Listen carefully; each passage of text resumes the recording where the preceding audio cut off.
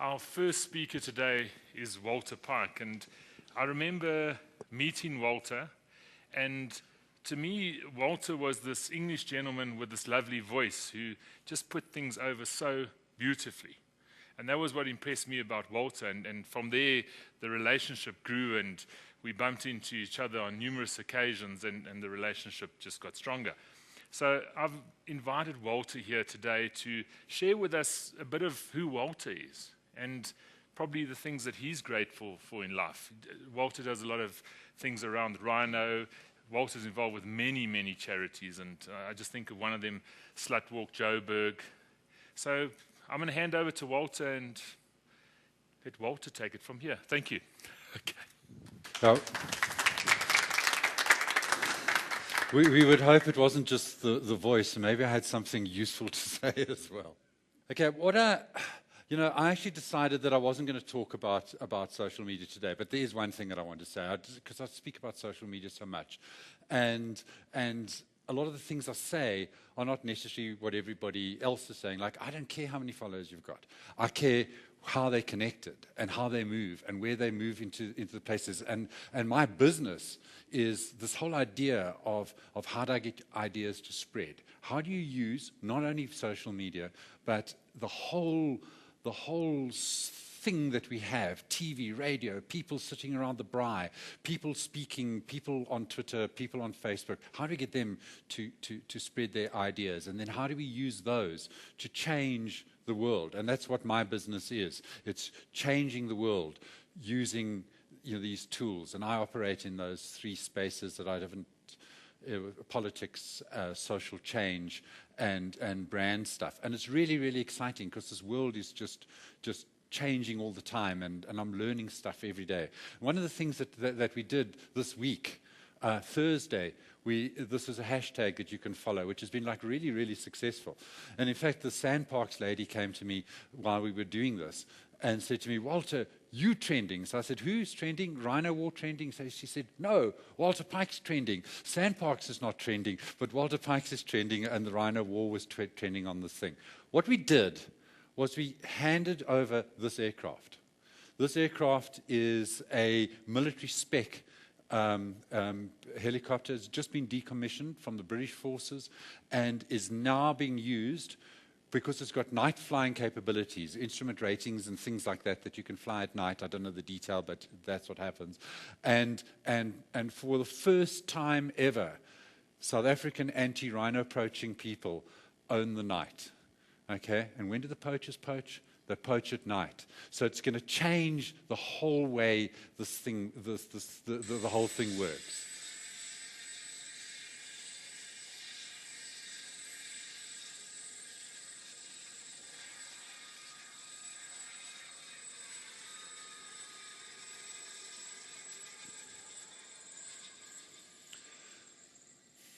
So follow that hashtag, and follow the Rhino War Twitter account, which is a tiny little Twitter account at the moment, but is part of an ongoing story, because this group that I'm involved in, the Ichikovitz Family Foundation, donated. That's their little logo with the hand there.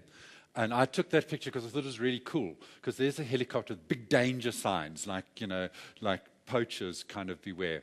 But follow Rhino War, because toward this time earlier this year, there was a sort of beautiful reconnaissance aircraft that was handed out, which is preempting rhino poacher strikes. And then they brought out a whole lot of a guy from the UK to train the rangers and take them from being game guards to actually military trained, put them through a military trained basic.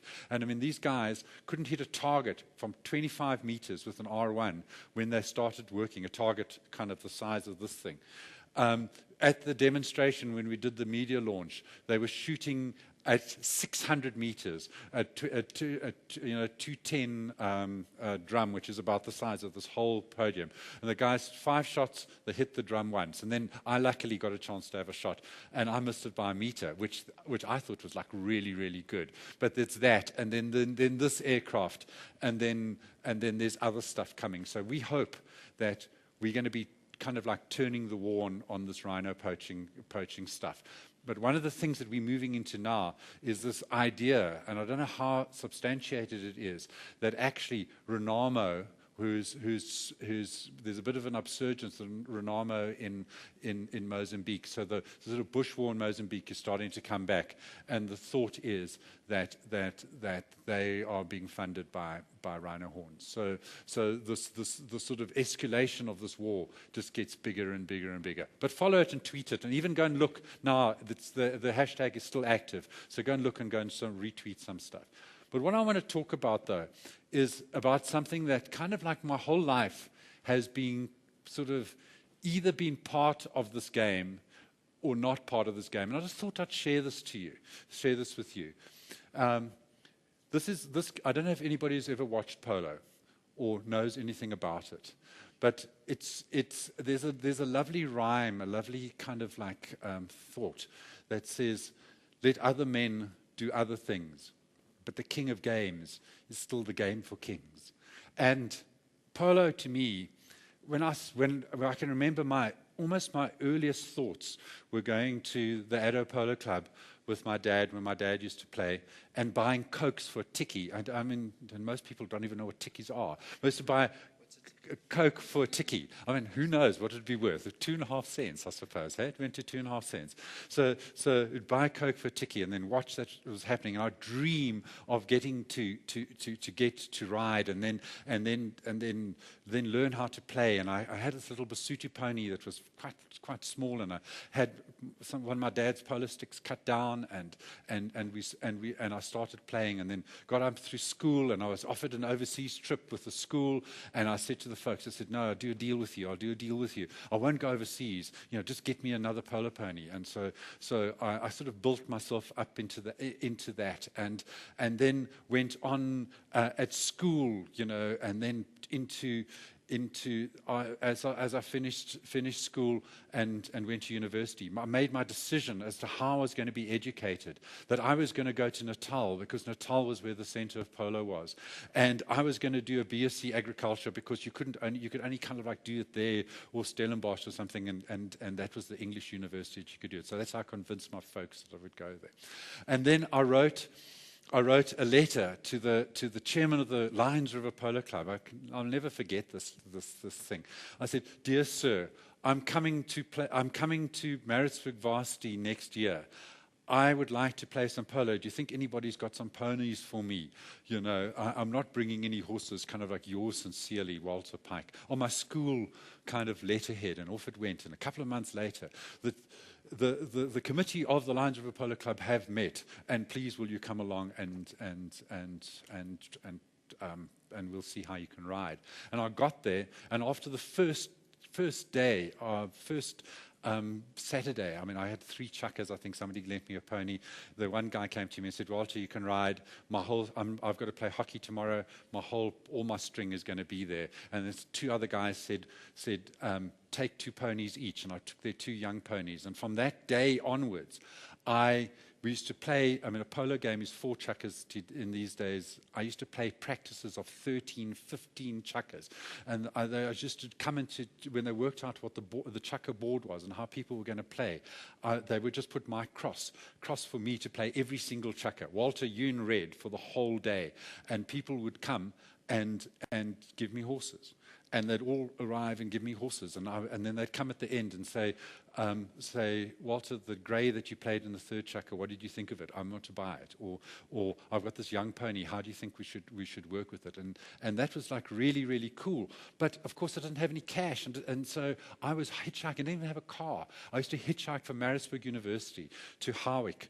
And then to Lions River, walking along these little dirt roads, hoping that a farmer would pick me up in his bakkie with saddles and polo sticks and helmets, and dressed in my whites and my boots. And sometimes people would actually stop to pick me up and burst into laughter. "Hey, did your horse die?" And off I'd go. Anyway, so I would do it. But before I do that, I just want to explain something about the game. That's me in the green, okay? That old toppy there. I'm explaining something about the game. It's the fastest ball game on earth. okay? The ball goes fast, the animals move fast. It's regarded as one of the two most dangerous games in the planet, you know, skydiving and polo. It is highly, highly physical. You know, we ride into each other. We ride from horse to horse and bash the guy and move him across. You can see here, I'm chasing after that lady who's just wanting to score a goal, and I've got my stick out on my one side. I'm trying to hook her stick so that she can't do it. We're allowed to do that in polo, but you can see she's going flat out, and I'm trying to catch her. I successfully actually hooked her stick, and there we are as we come past the goalpost. She trying to stop, and me kind of like almost riding into her backside. Okay, so. But that also brings another thing. It's about the only really, truly competitive sport that you can play.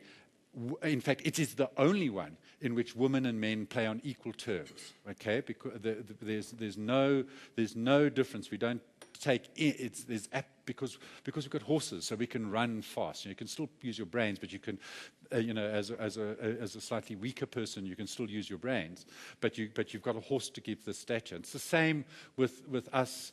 Torpies, you know, we can also play. I mean, I can play with people of much younger, much more 35-year-olds, 25-year-olds, and I'm a little bit older than 25.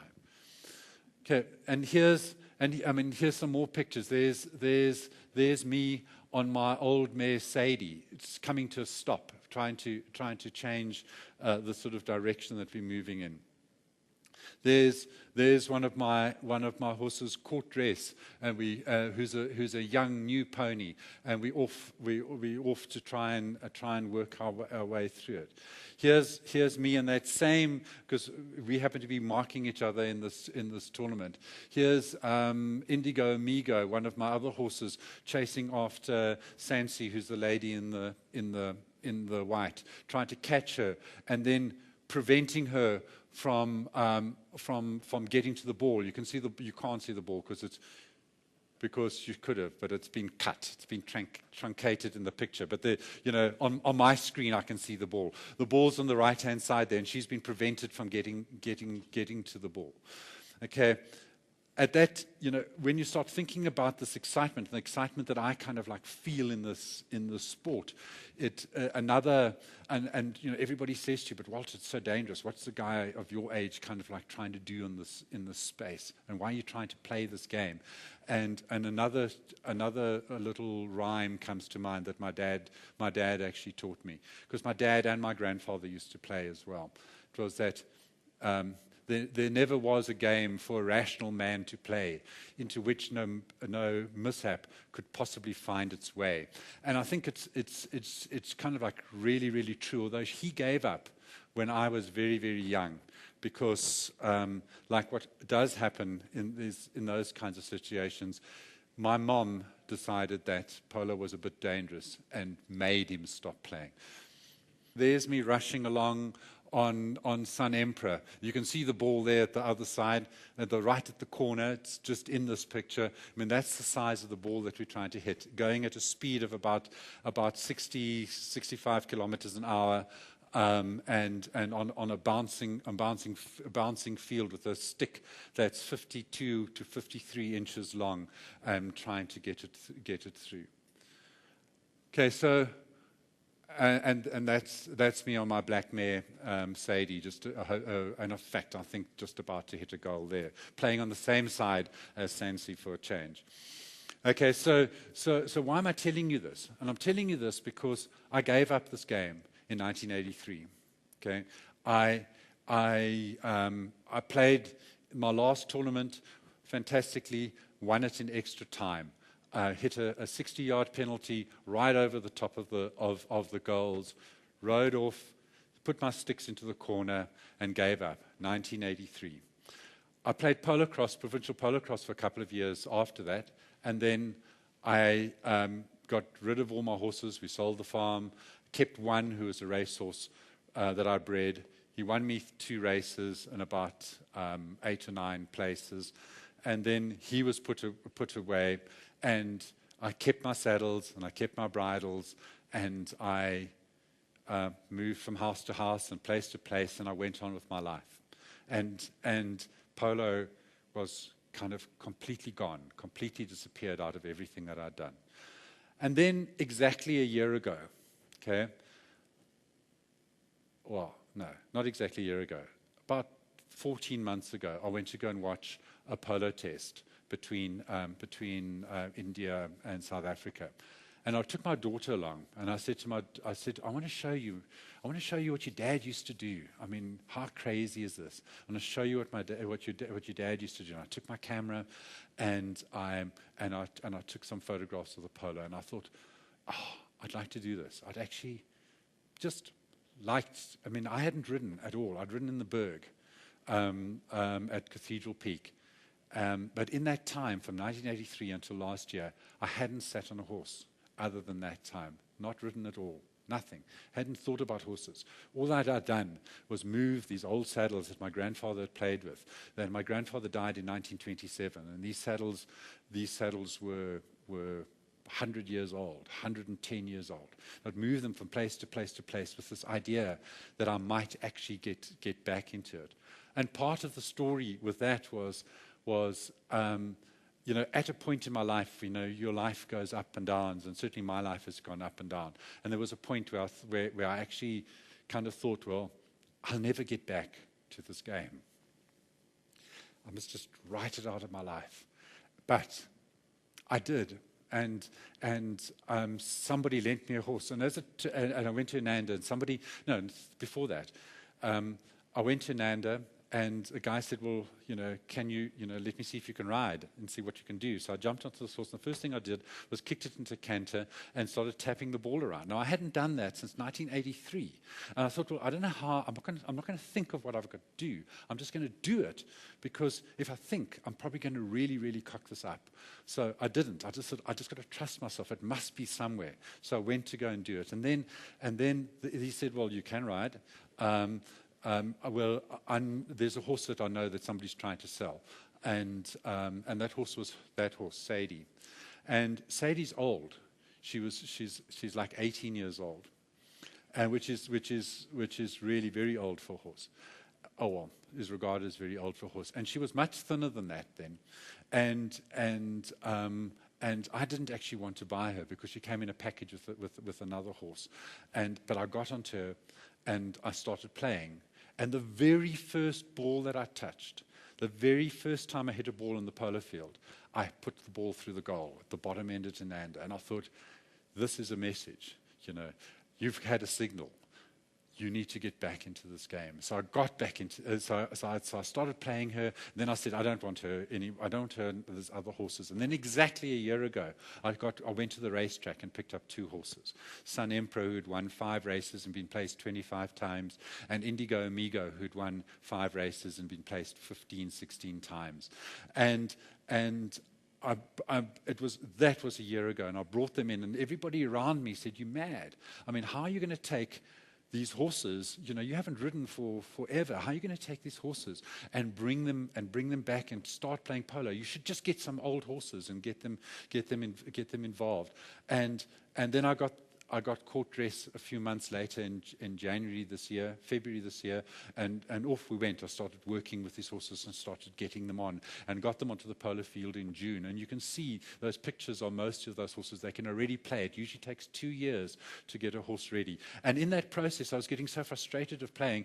I spoke to the guy who was wanting to sell me Sadie, and he said, "She's old, take her." So I got her for free. And she was skin and bones. And, she doesn't look skin and bones there at the moment, does she? She's such a stunning horse. And then in the middle of that, I went to go and see a guy at the racetrack. And he had a horse. And the horse was called Date Night. And he said to me, "This horse is mad. It can't be, it's going to kill somebody." So I said to him, "Brian, you mad. There's nothing wrong with this horse." So he says, "Okay, Big Mouth, you take it."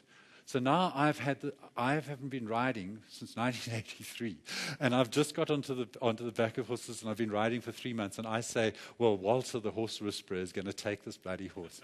And I'm going to get him right. So I took him, and within a couple of months, I got him right, and sent him back into training. And this is him. Okay, he's not looking that calm in that picture, but they couldn't even get him to get to the start, eh? And he went to the start in that race, but he was a really bad racehorse, and he ran completely last. But nonetheless, he had been changed from this horse that was going to kill somebody to a horse that somebody can ride. And at the moment, that horse is with a 16-year-old girl who represents Gauteng, and it's her big hope for the future. That horse would have been feeding the lion at the Lion Park if it hadn't been for that intervention. And same with Court Dress. Court Dress, I got him as I was there on the same day actually that I saw Date Night. The trainer said to me, Walter, you've got to take this horse. I'm putting it down on Monday. If you don't take it, it's going to be gone. Then my latest is this guy. Okay. That's Capture the Crown. He won one and was placed 2 or 3 times, and he's now my latest little baby in my stable. So why am I telling you this? Why am I telling you all this stuff about my life? Because actually, in a way, the ebb and flow of this game has kind of been somewhat part of the ebb and flow of my life. You know, the good times and the bad times have been when I've been out and when I've come back into it. And I realized when I got back into playing polo, how much I loved it, how much I absolutely loved working with these animals, and how much I loved getting them to understand what I wanted them to do, and getting them to work, and getting them to do things, because polo is not like cricket or tennis. You can't take your racket and your tackies and stick them in the boot and pull them out, a week later when you're going to go play cricket. This is a cricket again. This is a major commitment in your life. But it's so fulfilling. It's so amazing to do the stuff that you care about. And the message that I wanted to leave in this day that I'm not talking about social media is the message that actually, guys, what you need to do is just do the things that you want to do. Some really interesting man once said, I can't remember what his name was, but he said the greatest enemy of artists and entrepreneurs is rational thought. Because none of us would do anything in those spaces unless we were half crazy. Nobody would play this game unless you were completely crazy, especially not at my age. And all that I'm wanting to say to you is that I think that I'm 10 years younger, 20 years younger. I know I look 36, but I'm actually But honestly, everybody, if you can just think that you have to spend your life thinking about the things that really drive you, that give you pleasure, the things that give you a passion, and find a way of making that work in your life. And don't give that up. I nearly blew this. Eh? If I'd started, I wouldn't have been able to get back to this if I'd started in another 8 or 10 years' time. It would have been too much. But I did, and I'm here, and it's really cool. Thanks very much.